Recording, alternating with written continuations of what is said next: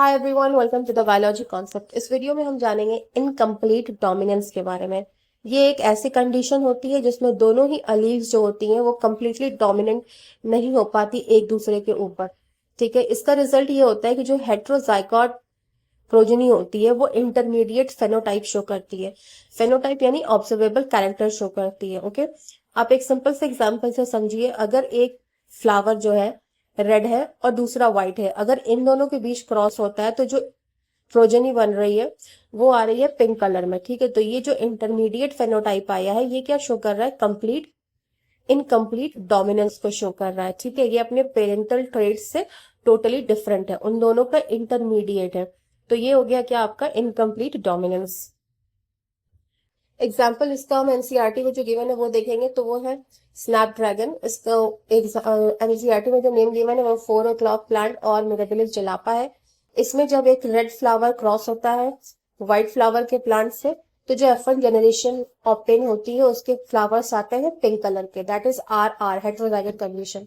Okay, तो ये show करता है कि red allele that is R is not completely dominant over the white allele that is a small r. Okay, here red allele R, capital R is dominant and white allele is recessive. तो इन दोनों में ये show हुआ कि completely ये दोनों ही जो है that is red allele जो है completely dominant नहीं हो पाई व्हाइट allele पे, तो एक intermediate product that is white pink colour के फ्लावर्स हमें ऑप्टेन हुए। ठीक है, तो ये एग्जाम्पल हो गया इनकम्प्लीट डोमिनेंस। अब हम इसके क्रॉस को देखेंगे। इसके क्रॉस में एक्सप्लेनेशन ये है कि पेरेंट जनरेशन में जो है रेड और व्हाइट फ्लावर्स का क्रॉस कराया, F1 जनरेशन में सारे पिंक आए।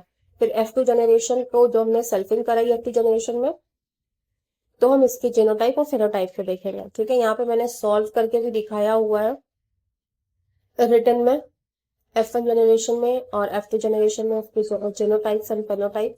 ये रहा जीनोटाइप का रेशियो और ये रहा फेनोटाइप का रेशियो। ठीक है, ये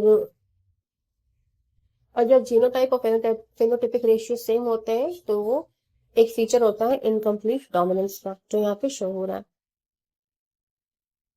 की पॉइंट क्या है जो आपको याद रहना चाहिए कि कोई भी अलील जो है इसमें कंप्लीटली डोमिनेंट नहीं है। इनकम्प्लीट डोमिनेंस की कंडीशन में कोई भी अलील जो है वो कंप्लीटली डोमिनेंट नहीं है। ठीक है, और हेट्रोजाइगोट जो होते हैं वो एक ब्लेंड शो करते हैं अपनी पेरेंटल ट्रेट्स का।